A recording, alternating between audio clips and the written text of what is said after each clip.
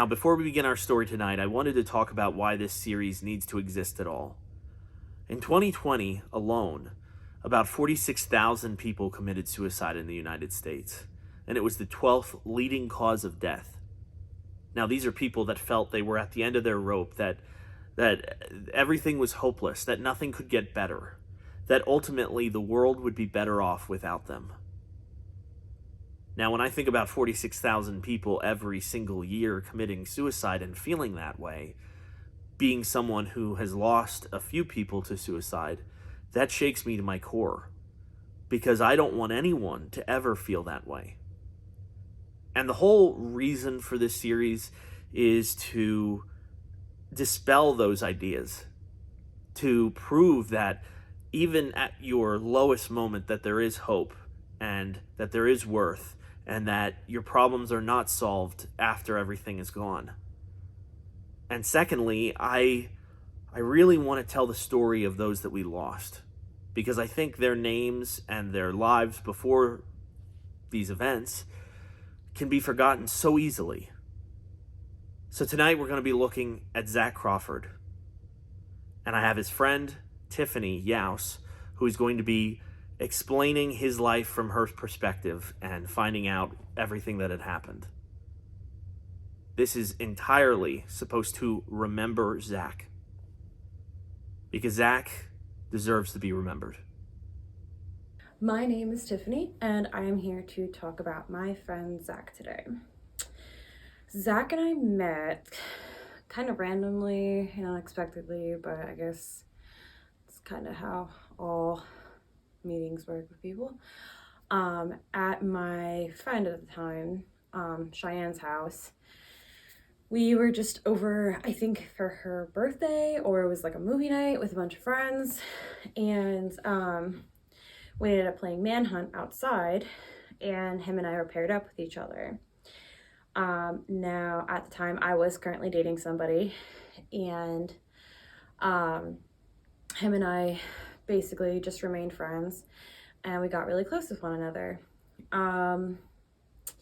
As our friendship grew and I got out of that relationship I was in, it sort of blossomed into a relationship instead. We didn't date very long, but our relationship was very special, I would say. I was his first real girlfriend, and it was hard because none of us really drove at the time, but we kind of made it work. But at the same time, he was struggling really bad with a bunch of different mental health issues, not really just focused on one. At the time, he wasn't really sure what it was. He wasn't sure what his diagnosis was because, to be honest, a lot of the therapists that he was seeing misdiagnosed him and gave him diagnoses that were almost there but not spot on. And from what I remember, just from him being in and out of school so much, it was hard to kind of point the finger at exactly what was going on. But for the most part, he had bipolar depression and possible schizophrenia. Don't know for sure if he was ever completely diagnosed with that for sure, but from what I remember, that was something that was told to him. So that's kind of how that all went. He suffered from those mental illnesses as well as self-harm. So it was quite the struggle. The year and some months that we both went to school together, he wasn't in school very much. He was a senior, I was a sophomore. So when he would come into school, I would try to be there for him as much as possible. But there was a lot of times that he just did not come. Basically my entire sophomore year, we were on and off, kind of. We dated for a couple months, decided to call it quits, and then picked up again. And then by, I would say like a month before school ended, we called it quits again, but I still wanted to remain friends with him, since I was one of the people, other than his family, that was in the inner circle of what was going on with him. So, moving on to that topic of discussion, the day that I got the call. So, at the time, Zach's then girlfriend reached out to me pretty much the day after I was texting him, because he was looking to hang out with me and my friends that Friday or Saturday, and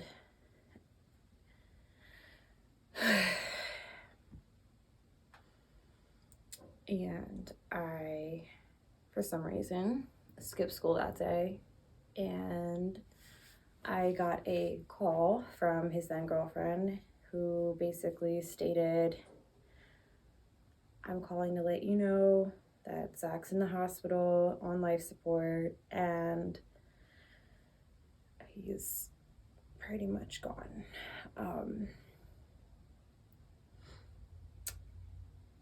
Basically, what ended up happening was, from what I was told, was that he was at his parents' house because he had just moved back and he was alone, and he was pretty much just not having a good night and tried to reach out for help. No one was available at the time, and it was just all too much for him. I just remember coming home from pretty much just playing hooky that day with my then boyfriend and getting into the house and listening to the voicemail and just running from the room and outside again to make sure my ex didn't leave, because I don't know, the way that it was worded in the voicemail pretty much told me that he was already gone because he was considered brain dead at the time. And it was definitely something I had a hard time processing. I pretty much broke down in the front of my house right with Alex and kind of just lost it. Looking back on it now, I feel like there's a lot of what ifs, and I know they tell you like not to do that, not to say what if and wonder what could have been done, but it's still hard not to. Like, there could have been so many other possibilities. After the call, I, at that time, hadn't seen him in quite a few years. We only just started talking within that last year. So I made the tough decision to go to the hospital and see him. Again, at the time, I did not drive, but I did have somebody who knew me well who offered to take me to the hospital.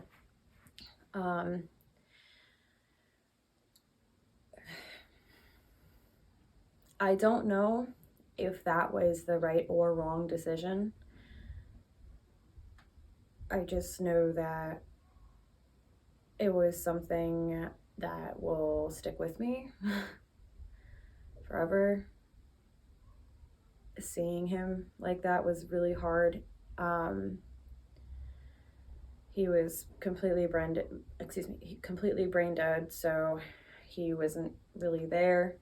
He was being supported by machines, and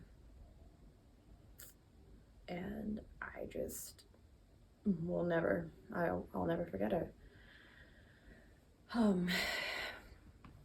How I handled it, more or less, was probably not the best method.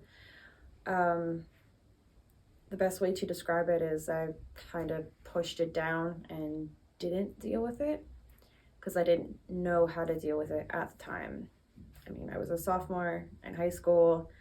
I never have had anything happen like that to me other than my grandmother passing away from cancer. So losing somebody that horrifically was not something that I was ready for, and definitely changed who I was at the time.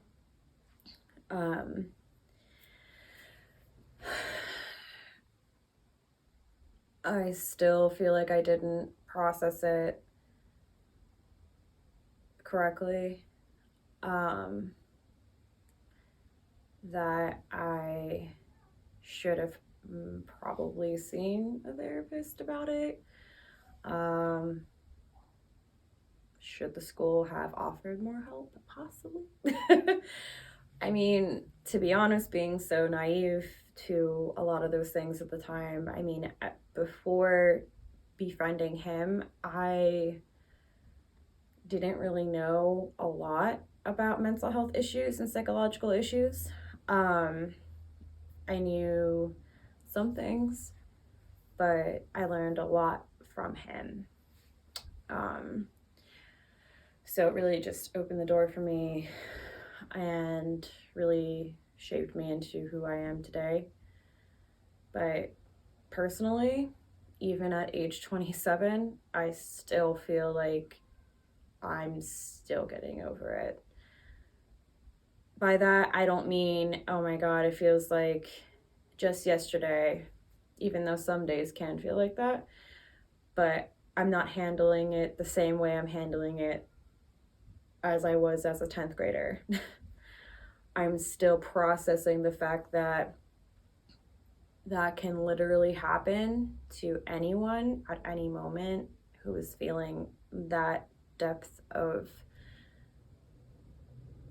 depression, and sadness, and struggling consistently day in and day out.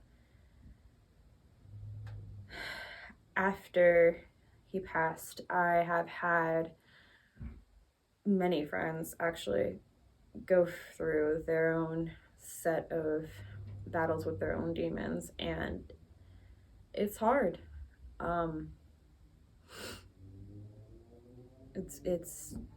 It's really hard.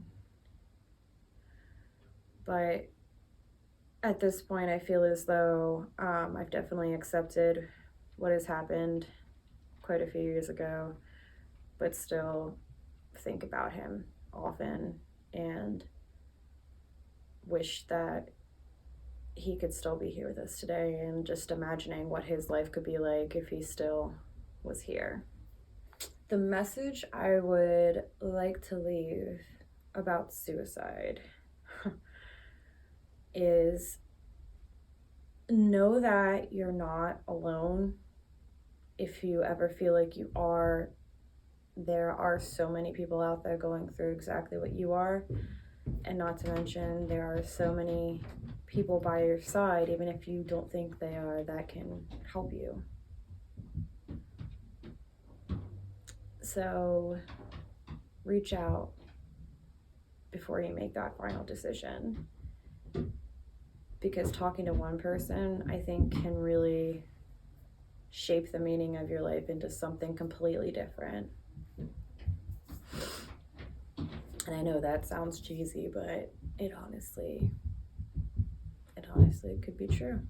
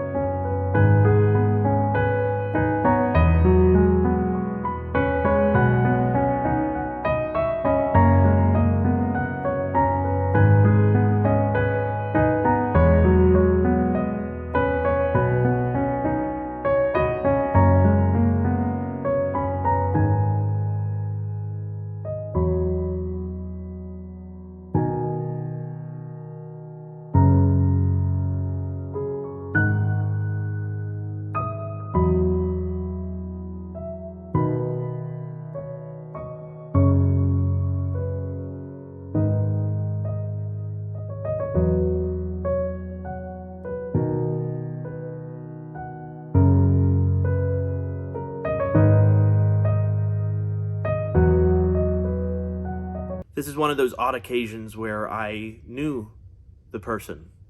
He used to come to the Journey Cafe. It was a youth group and youth center, and I just remember he was such a nice, goofy, funny guy. And you saw that with some of the pictures, but he just loved life so much. And to think that he felt that hopeless and that was the only way out, it definitely hurts me inside. And Tiffany and I, and we've had many conversations about this. And we definitely don't want there to be another Zac that feels that way ever again. We don't, it changes you when you deal with something like that. And over the course of the next 3 weeks, we're going to be looking at all different kinds of stories from all different walks of life. And I hope you join us on that entire event, because I think the message needs to come out. And I think that's why suicide needs a different set of awareness. Not that it happens, but that it is actually preventable. I hope you have a great night. Goodbye.